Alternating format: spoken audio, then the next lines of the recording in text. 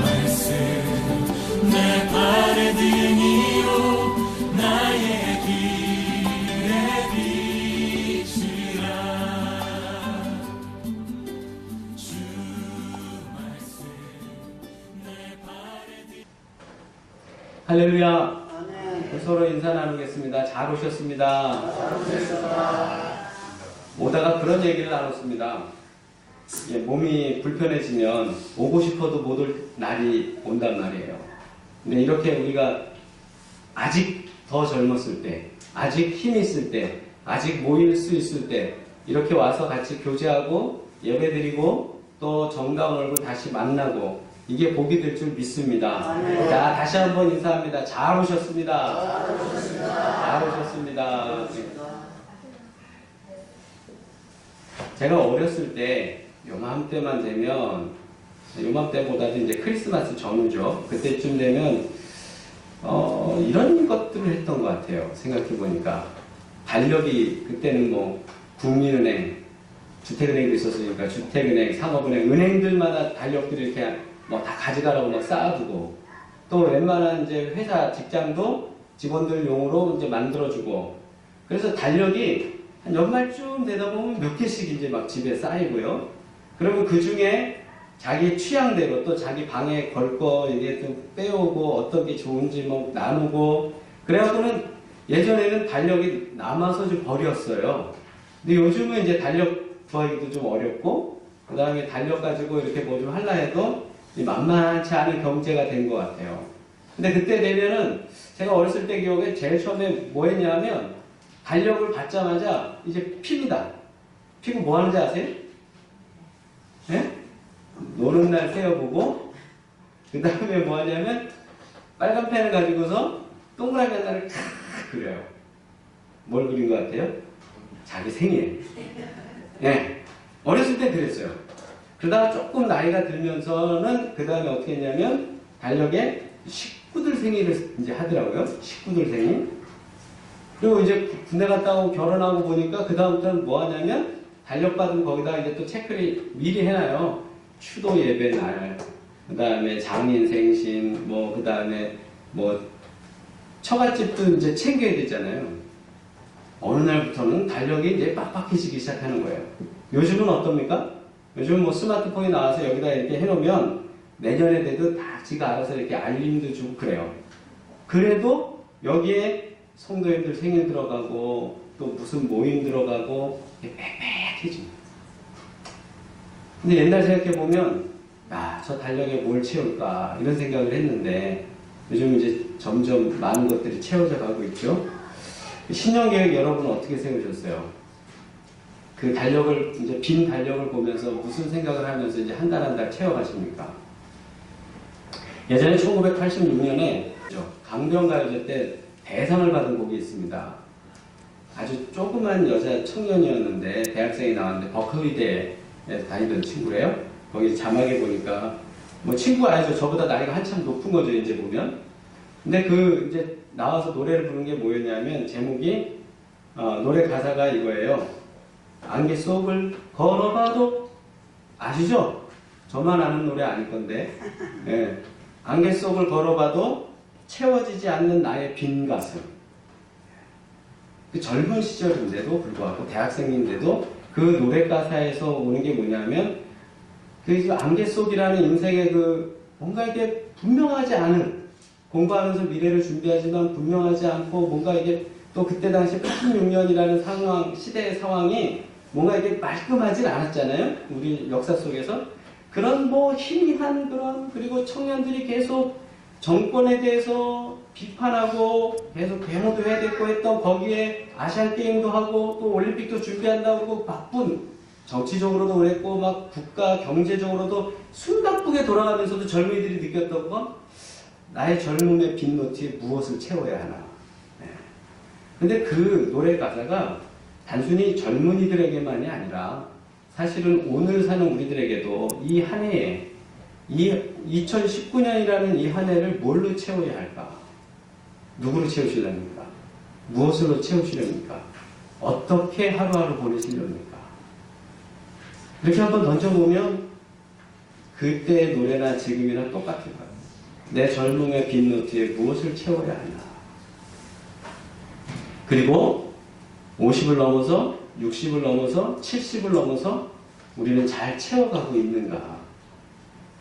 오늘 말씀은 이렇습니다. 예수님께서 온 갈릴리를 두루두루 다니신 거예요.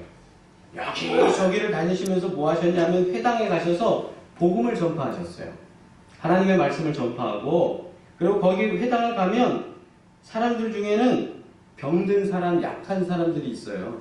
그럼 예수님 거기서 그냥 가만 놔두지 않고 23절 말씀 보니까 그들을 고치셨어요.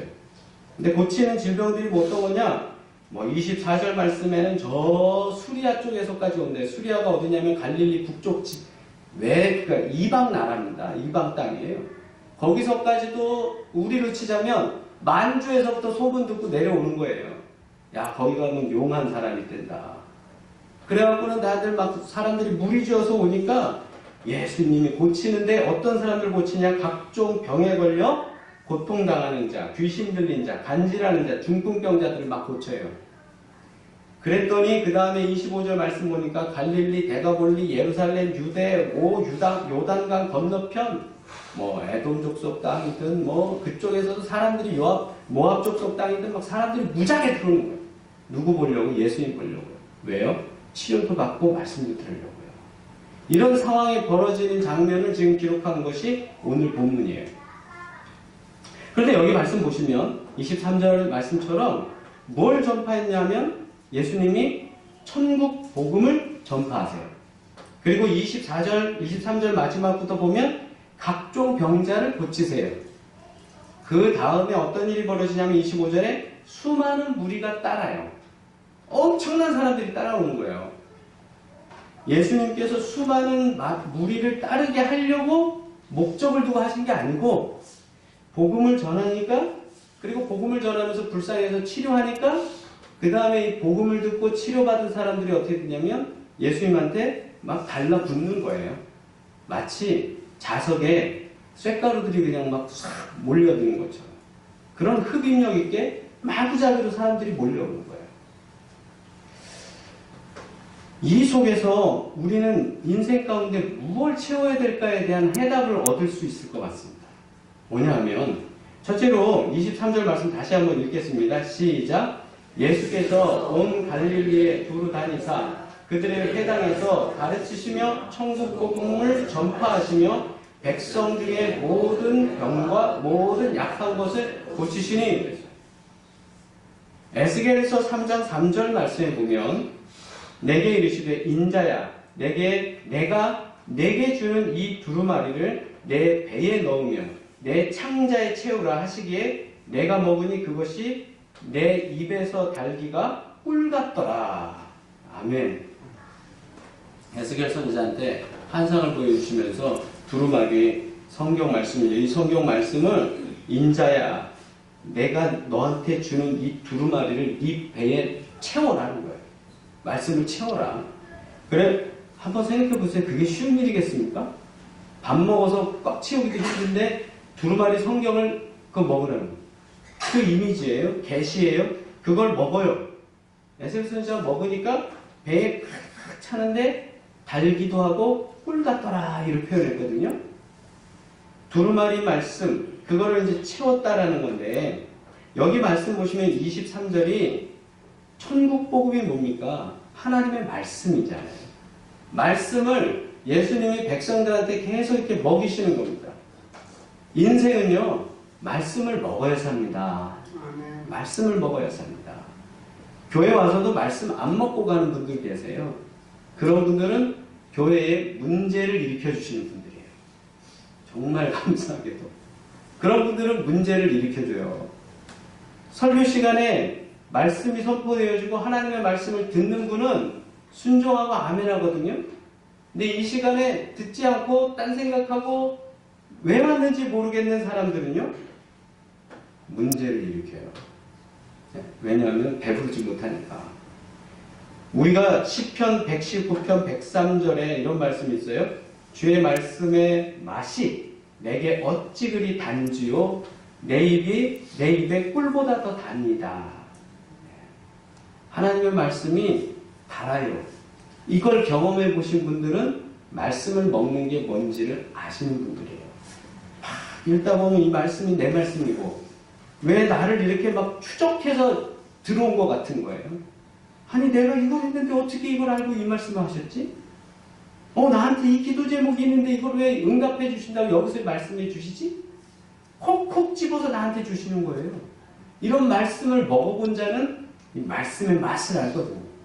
그러니까 119편의 이 성세 기자가, 시편 기자가 바로 이 맛을 먹어본 거거든요. 그래서 그가 105절에 이렇게 말하는 거예요. 킹제임스 버전에 이거죠. Thy word.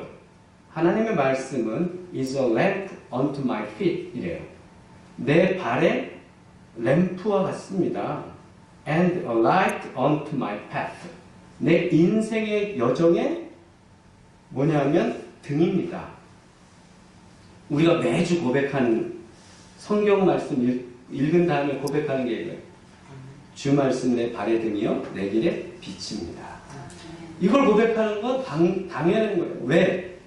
주님 말씀 받으니 이 말씀은 사람이 주는 얘기가 아니고 사람의 해석이 아니고 성령이 목사를 사용하셔서 말씀하시는 하나님의 말씀입니다.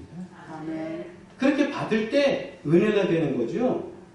제가 뭐 여기서 이거 해갖고 무슨 여러분에게 무엇 유익을 가지려고 제가 이거를 조리하겠습니다. 하나님이 말씀하시고 저도 아멘으로 받고 우리가 아멘으로 받는 거예요. 말씀을 채우는 자에게 복이 되는 줄 믿습니다. 예수님 하신 건 그래서 말씀을 먹이는 사역을 하신 거예요. 마태복음 4장 4절에 보면 예수님이 광야 시험을 당하실 때 40일 동안 금식 기도를 하신 다음에 그냥 성령에 이끌려서 광야로 나가시잖아요. 그랬을 때 가장 약한 게 뭘까요? 배고픔입니다. 지금 아침 든든하게 드시고 오셨나요? 배가 고프면요 힘이 빠져요. 그러니까 예수님 40일 동안 금식하면서 기도하셨는데 그 예수님 광야로 나가서 거기서 배고파 죽겠는데 거기다가 마귀가 와서 뭐 사탄이 뭐라고 합니까? 야, 저 돌을 떡이 되게 해라 말이야. 그거 못해요 그걸? 할 수 있어요. 근데 예수님이 이렇게 말씀하시는 거예요. 예수께서 대답하여 이르시되 기록되었으니 사람이 떡으로만 살 것이 아니요 하나님의 입으로 나오는 말씀으로 살 것이다. 아멘. 무슨 말씀이에요? 우리가 먹을 건 육체적인 배를 채우는 떡, 라이스, 밥만 먹는 이 식충이가 아니라는 거예요. 우리의 삶은 하나님의 말씀을 채우는 자가 진정한 이 배고픔의 문제를 해결할 수 있다라는 겁니다. 사람이 무엇을 채워야 하겠습니까? 하나님의 말씀입니다. 아멘. 하나님의 말씀 채우셔요. 올 한 해 어떻게 살까? 뭘로 채울까? 말씀 채우세요. 제가 잠시 광고 말씀드렸지만 그 가족 예배서인 하늘 양식을 이게 한 읽으면 5분 정도 되더라고요. 전에는 아이들하고 예배를 드리고 뭐 이랬는데 자꾸 또 바쁘다 보니까 그 시간도 못 맞추는 거예요. 또 혼자 남고 둘이 남고 이걸 어떻게 하면 좋을까 생각하다가 여러분 일단 제가 녹음을 해놓자. 그리고 그걸 가지고 또 해외에 계시거나 못 하시는 분들도 들을 수 있도록 한번 해보면 좋겠다. 이런저런 궁리를 해서 하는데 한편으로는 저한테도 훈련을 시키는 거예요. 어찌됐든 제가 365일 해야 될 거 아닙니까? 그거 빠꾸 나면 안 되잖아요. 시작한 거. 그러니까 지금 녹음을 화요일까지는 해놨어요. 그러니까 지금 며칠 미리미리 조금 2, 3일씩은 미리 하는데 저도 저한테 훈련을 하는 거예요. 저도 말씀을 못 먹으면 큰일 납니다. 저도 큰일 납니다. 배운 거 같고 옛날 거 같고 다시 옛날 뭐 설교했던 거 뒤집어내서 또 하고 아니라고요. 저도 먹어야 된다고요. 하물며 이 자리에 앉아 계신 우리 성도님 여러분 드셔야 됩니다. 말씀 드셔야 돼요. 말씀을 잘 드셔야 돼요. 두 번째는 뭐냐면 여기 보면 23절, 24절에 아까 말씀드린 것처럼 말씀이 증거된 다음에 이 사람들을 치료합니다. 예수님 치료하시는 거예요. 근데 어떻게 그 소문을 들었는지 저 멀리서도 왔다는 거예요. 수리아 그쪽에서도 오고 말이에요. 사람들이 막 오는데 여기 오는데 이 사람들을 고친 질병을 한번 보세요. 24절에 구체적으로 나옵니다. 고통당하는 자, 귀신 들린 자, 간지하는 자, 중풍병자. 2000년이 지났어요. 예수님 생활하시던 그때랑 지금이랑. 2000년 전에 이 정도 예수님이 치료했으면 적어도 오늘날은 이 정도 질병은 다 고쳐야 되는 거 아니에요? 그런데 안타깝게도 다 고치지 못해요. 경미한 거 고칠 수 있어요. 경미한 거. 그러나 제가 아는 분도 간질 때문에 고통받아서 뇌 수술을 몇 번 하다가 나중에는 몸이 다 망가져요. 신경 건드리고 근육 움직이는데 건드리고 뭐 감각 있는데 건드리고 수리 영역 건드리고 그냥 몸은 바디는 살아있어요. 사람이야. 마인드, 정신이 온전치 못해져요. 고통당하는 자 뭡니까? 우울증의 문제, 정신적 질환 가지고 사는 거. 지금 없나요? 다 있어요. 오히려 더 많아져요. 더 힘들고 더 어렵고 더 괴롭고 막. 예전에는 옆에 친구라도 있어서 얘기하고 막 같이 싸우기도 하고 막 이런 풀고 뭐 이랬는데 요즘 그걸 풀지도 못해요. 다 자기 혼자 끙끙 앓아야 되고. 더 많아요. 귀신 들린 자 없는 듯 하지만 지금도 수많이 있습니다. 고치지 못해요. 예수님 앞에 나온 질병의 환자들이 다 고칠 수 있는 사람 온 게 아니라 정말 어려운 사람들 왔어요. 이 사람들 어떻게 했어요? 고쳤잖아요. 아멘? 아멘. 이걸 기적이라고 우린 얘기합니다. 요한복음의 2장 예수님이 첫 번째로 기적을 베푸신 사건이 뭡니까? 가나에서 혼인잔치가 있던 날 물을 가지고 포도주를 만드신 사건이에요. 물을 가지고 포도주를 만드는 사건 가능합니까? 여러분 내가 그걸 어떻게 하겠습니까? 근데 주님은 그걸 가능하게 하셨어요. 주님이 하시니까 돼요. 근데 그때 재밌는 사건이 있어요. 뭐냐면 포도주가 떨어지니까 엄마가 얘기를 해요. 아들아 좀 어떻게 좀 해봐라. 그러니까 내 때가 아닙니다. 내가 지금 나설 때는 아닙니다. 내가 여기 역할이 없습니다. 그죠? 낄 빠빠, 낄 때와 빠질 때를 알아야 된다 이거예요. 근데 지금 이거는 이 잔치의 주인이 따로 있는데 내가 객이 와갖고 그 잔치의 주가 될 수는 없어요. 근데 좀 도와줘라. 네. 그 시중들을 데리고 와갖고는 6 돌 항아리 되는 데다가 물을 가득 채우라는 거예요. 조금만 채워도 되는데 왜 가득 채우라요? 빈틈없이. 다른 게 들어가지 못하게. 오직 은혜만이 들어가게. 할렐루야. 온전한 물을 채워놓고 거기에 기적이 역사되는 거예요. 그랬더니 포도주가 돼버려요. 우리가 채워야 될 게 뭐냐? 저는 여기에 기적이라고 봅니다. 우리 인생의 믿음의 방법대로 사는 사람들에게는 항상 기적이 역사돼야 돼요. 기적이 역사돼야 돼요. 대학 입시에도 기적이 역사돼야 되는 거예요. 직장 문제에도 역사돼야 되는 거예요. 다른 사람들 같으면 잘 안 돼갖고 퇴사하고 친구들 중에 근데도 하나님이 사명이 있어서 그게 감당하게 하시고 존재하게 하고 일하게 하고 건강 주시고 몇 번씩 쓰러져도 다시 일어나게 하고 할렐루야. 이게 기적이에요. 기적이에요. 저도 운전하다가 몇 번 죽을 뻔해 이상해서 봤더니 바로 낭떠러지 앞에 차가 서 있어요. 필리핀에서. 야 정말 그건 한치 앞이 안 보이는 상황에서 그런 일을 몇 번 경험. 그런 거 다 얘기하면 안 믿을 것 같아서 적당히만 얘기하겠습니다. 기적인 거예요. 기적. 죽던 사람도 하나님 앞에서 기도하는 가운데 일어나잖아요. 나사로가 나오잖아요. 우리 인생 기적을 채우시길 주의 이름으로 축복합니다. 네. 요한복음 2장 7절 돌 항아리에 물을 가득 채우라라는 거예요. 여러분 기적이 내 삶에 가득 채워져야 돼요. 그랬을 때 힘이 나요. 그 다음에 또 보니까 25절에 갈릴리와 데가볼리와 예루살렘과 유대와 요단강 건너편 수많은 무리가 따르더라. 엄청나게 사람들이 몰려오는 거예요. 우리는 누가복음 14장 23절을 말씀을 한번 좀 볼 필요가 있어요. 하나님 나라 복음을 전파하는 일들이 역사되면서 막 사람들이 북적북적 왔는데 누가복음 14장 보니까 어떤 일이 벌어지냐면 14장 16절로 이렇게 어느 주인이 큰 잔치를 베풀었어요. 그래갖고 사람들 오라고 막 초대를 했습니다. 그랬더니 나는 장가 갔다고 안 오고, 나는 소 때문에 못 온다고 그러고, 나는 농사에 있다고 그러고, 다 핑계가 많아요. 요즘하고 똑같지 않아요? 교회 좀 모여서 예배 좀 합시다. 우리 전도합시다. 나는 뭐도 해야 되고, 뭐도 해야 되고, 뭐 안 해야 될 사람 어디 있어요? 솔직히. 그런데 그거 말고 다른 일 있다고 그러면 다 갈 거예요. 그렇게 해서 다 핑계대니까 누가복음 14장 23절에 주인이 화가 좀 났어요. 그래가지고 종들한테 얘기를 합니다. 야, 너희들 빨리 나가봐.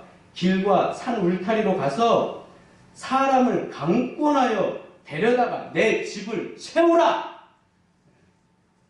하나님의 집, 천국, 복음의 잔치가 있는 곳을 채우라는 거예요. 우리 인생에 예수님 복음이 전파되니까 천국 복음이 전파되고 치료가 나타나고 기적이 역사되니까 그 다음 사람들이 불려 막 들어온 것처럼 이 자리에 차는 역사가 일어날 줄 믿습니다. 우리가 올해 뭘 채워야 될까? 뭘 하나님께 영광을 돌려야 될까? 그리고 가장 채울 수 있는 쉬운 방법이 뭘까요? 친구, 동료, 저도 계속 만나고 있어요. 이 동네에 있는 사람들 막 여기저기 연락하고 가까운 이가 오라고 계속 그러고 있어요. 하나님의 저는요, 채워야 마십니다. 네. 그래 되면 하나님이 역사를 계속적으로 보여주세요. 지금 송파에서 올 때도 불편한 거 저도 잘 알아요. 근데 전에 말씀드렸잖아요. 우리 동작구에만 사시는 분이 없단 말이에요. 다 멀리서 들어와. 근데 그렇게 와서 여기서 예배드리고 가실 때 그래도 가슴에 뜨거운 성령의 불을 받고 가셔야 될 거 아니에요. 그래서 저는 일주일 동안 얼마나 준비를 하겠어요. 하나님, 말씀으로 우리 성도님들에게 채워지게 하십시오. 왔다 가는 길에 기적을 보게 하십시오. 그리고 만나는 사람마다 전할 수 있는 자 되게 하십시오. 그렇게 채워지면 능력이 없어도 자신들의 뭔가를 위해서 실적을 만들고 홍보하고 최선을 다합니다. 우리가 적어도 하나님이 살아계시고 우리와 함께 하시고 우리에게 복 주시는 걸 믿는다면 우리는 자꾸 소문내야 돼요. 자꾸 얘기해야 돼요. 하나님이 우리와 함께 하셔. 우리 교회에 역사하셔. 우리 목사님과 우리 장로님과 우리 권사님, 집사님을 분명히 돌보시는 걸 우리가 눈으로 보고 있어. 이런 기적이죠. 하나님이 역사하셔서 우리는 성장할 거야. 이런 소망을 가지고 2019년을 채워가시길 주의 이름으로 축복합니다. 말씀을 다시 정리합니다. 천국 복음을 전파하셨습니다. 우리는 말씀을 채워야 하는 사람들입니다.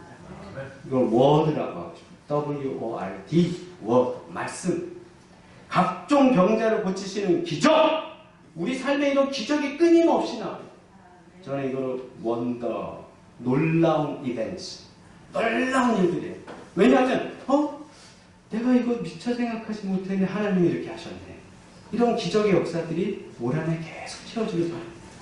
그리고 수많은 무리가 따랐다 이랬는데 내 집을 채우라 이러셨잖아요. whole people, 많은 꽉 찬 사람들, 그 사람들이 몰려오는 증거가 나타나는 이 한 해 되기를 주의 이름으로 축복합니다. 왜냐하면 누가복음 19장 10절에 인자가 온 것은 잃어버린 자를 찾으러 오셨대요. 예수님이 오신 건 그 사람들 찾으러 오신 거예요. 그 일에 우리가 같이 동참해서 하나님께 영광 돌려서 내 인생의 2019년 올해의 카렌다가, 내 인생의 빈노트가 정말 이런 말씀으로 채워지고 기적으로 채워지고 교회 부흥과 전도로 채워지는 놀라운 은혜가 있기를 주의 이름으로 축복합니다. 기도합니다.